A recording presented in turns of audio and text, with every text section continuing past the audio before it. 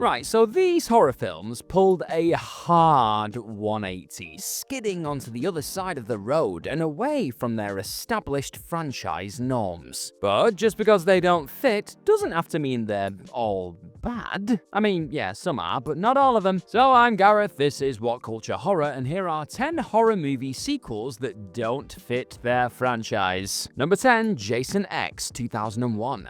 James Isaac's Jason X is widely regarded as a stain on the Friday the 13th film franchise. And yet, if you completely disregard everything that has come before and embrace its sci-fi leanings and balls-out humor, it is one of the best films in the series. Let me explain. X has iconic slasher villain Jason do the one thing that franchises do when they have run out of road. Go to space, of course. All but ignoring the tone of the 9 previous films, which by the way had already gone to some pretty strange places. Jason is somehow resurrected from where we last left him, that being hell, captured by the feds, cryogenically frozen, and awoken some 450 years in the future. Here he gets some unexpected nanite-crafted upgrades, and recommences his wanton destruction in a hunky new cyborg body. Never mind that the previous film was literally called The Final Friday, nor any qualms about continuity, or tone, or anything to do with the established character. Jason X creates its own logic, while,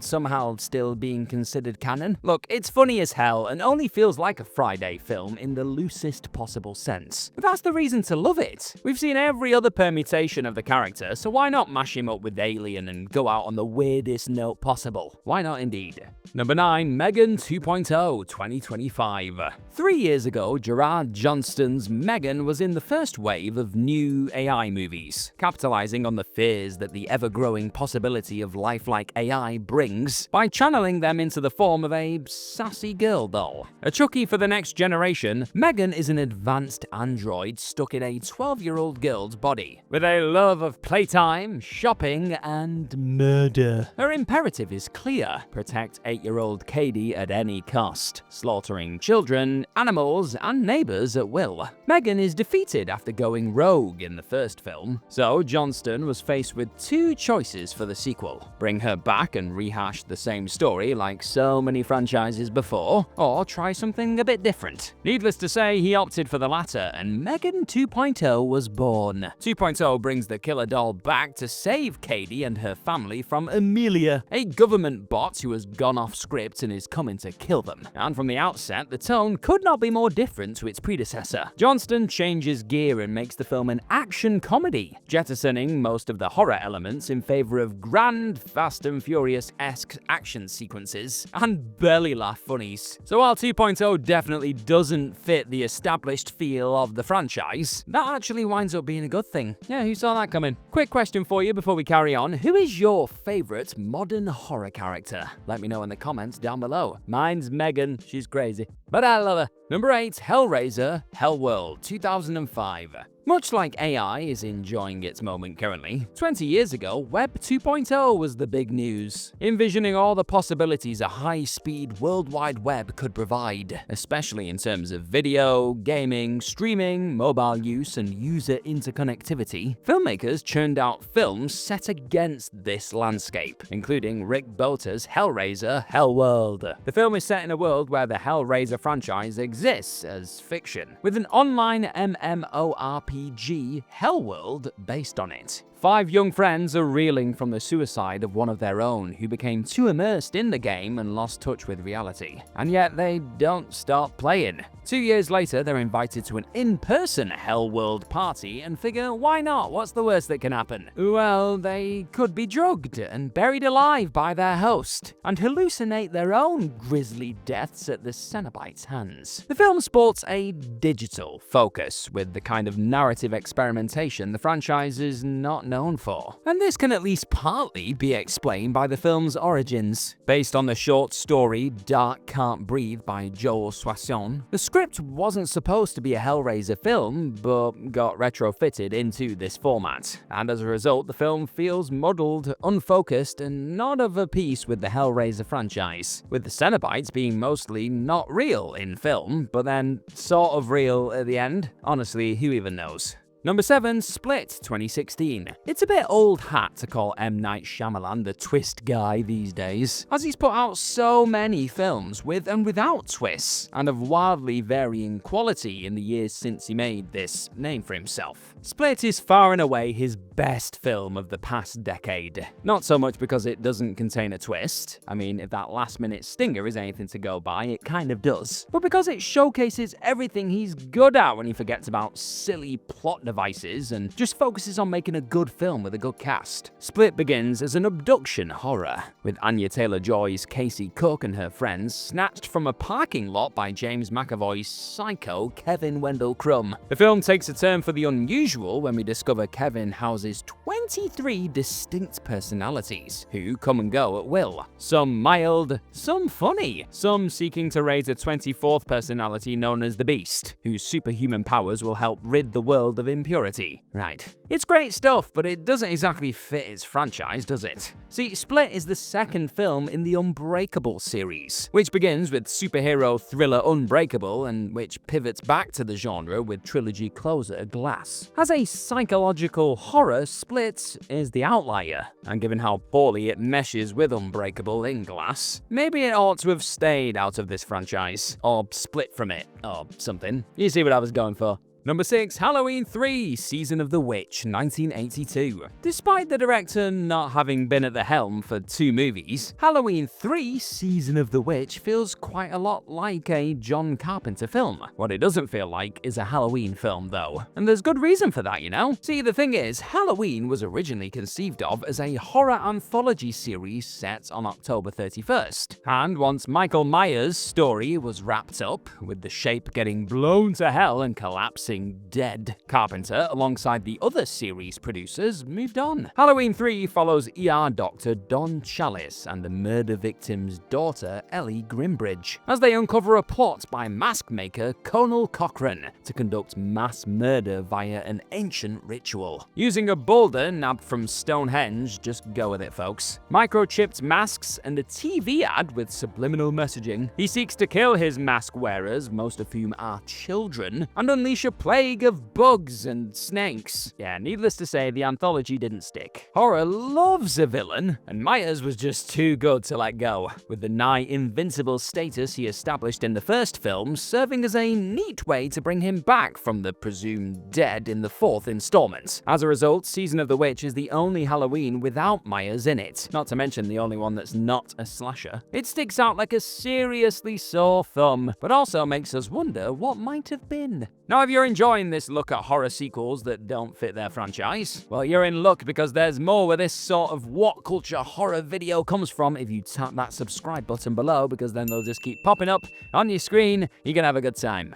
Number 5, Brahms the Boy 2, 2020. William Brent Bell's The Boy puts us in the company of Brahms, a life-sized porcelain doll boy whose owners hire a nanny, Greta Evans, to look after him while they get some much-needed R&R. But Greta soon finds the doll moves of its own accord, leaves her messages, and causes strange apparitions around the house. Creepy. However, in a third act twist, it's revealed that Brahms Heelshire is real. He's an agoraphobic, mask-wearing adult living in the walls of his parents' manor, sneaking out to manipulate the doll in his stead. Sure. Brahms the Boy 2, however, could not let this be. Oh no. Rather than, say, tell the story of how Brahms came to be a shut-in, writer Stacey Menier changed the script entirely. The Boy 2 jettisons the findings of the first film and clops off down its own path, shirking the franchise's established feel, tone, and internal logic, and introducing hellish supernatural evil into the mix. This time around, doll Brahms is sentient, and has in fact been sentient all along. Okay. This drives a coach and horses through the mysteries posited by the first film, and totally changes the direction of logic, with doll controlling boy, not the other way around. No surprise that the film bombed then, suggesting that they should have stuck to the established rules or just not bothered at all. Number 4, Alien Resurrection, 1997. With the exception of James Cameron's Aliens, most sequels to Ridley Scott's sci-fi horror classic Alien are divisive, but few have as boldly strayed further from the entrenched topography of the franchise as director Jean-Pierre Jeunet and writer Joss Whedon's Alien Resurrection. Now, it shouldn't really come as a surprise that this one feels so different to the films before and after it, as Jeunet is known for his lavish, vibrant, and quirky auteur style, and Whedon is known, even when working within the horror genre, for his human-centric stories, prioritizing character relationships and humor over scares. Granted, the film is not exactly a soft-focused piece of French whimsy that fronts bleeding heart drama, but it's tonally, aesthetically, and narratively distinct from the films before and after it. Resurrection is neither lit nor shot like a typical Alien film, favoring a warmer Hollywood glow and occasional foray into the director's beloved orange and yellows, over the cold, grey and white sterility we associate with the franchise. Untethered from Ripley's main story, the film also takes a gamble on plot, setting the action 200 years after Alien Cubed, with a host of wisecracking, hoop-shooting new characters and a super-powered Ripley clone. The aliens themselves have more personality too, with more direct screen time than they're usually afforded, and accompany a creepy human Xeno hybrid whose babyish humanity lets it down. What a chum. Look, Resurrection is not a bad film, but it sure does not feel like Alien. Number 3, Army of Darkness, 1992. We all love Sam Raimi's Army of Darkness, and we've seen it a million times. But this is precisely why it's easy to forget how at odds it is with the other films in the Evil Dead series, and how it looks to first-time viewers. Wedged between the two original films and the two sequels come soft reboots, Army of Darkness holds a precarious position, and the decision to send the action back to the Middle Ages with knights, pageantry, and a totally different tonal feel to its predecessors is kind of perplexing. The film has extended slapstick comedy sequences that don't match even the out-there humor of the second film. This is because the humor in the second film dovetailed with the action, whereas the third film seems to seek out these segments for their own sake, not the plots. Tiny Ashes, anyone? As a vehicle for Bruce Campbell to clown around and go full Jim Carrey, there is nothing wrong with it, but this is something the franchise has pulled away from and corrected with the Ash vs. Evil Dead series, making it a clear outlier. The film also features a fair share of daylight, not the standard choice for these habitually dark films. Yes, it's iconic, but no, it does not fit the franchise as a whole. There, I've said it. Number 2, 28 years later, 2025.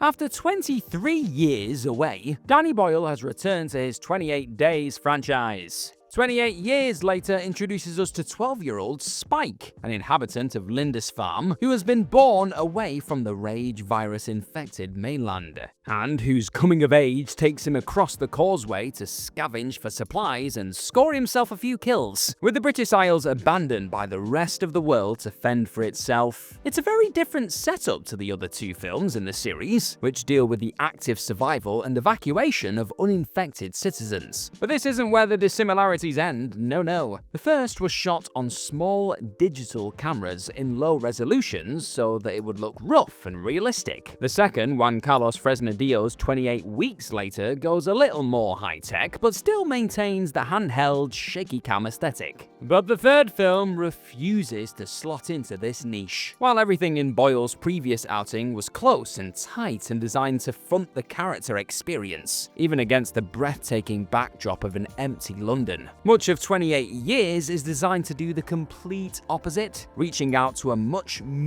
larger reality. European warships stalk the horizon, characters cover large swathes of ground. We are introduced to the disparate lives of people who have spent years surviving this modern plague in their own way, and Boyle's cameras take in sweeping vistas and monumental landscapes, preparing us for a new world. Number 1, Blade Trinity, 2004.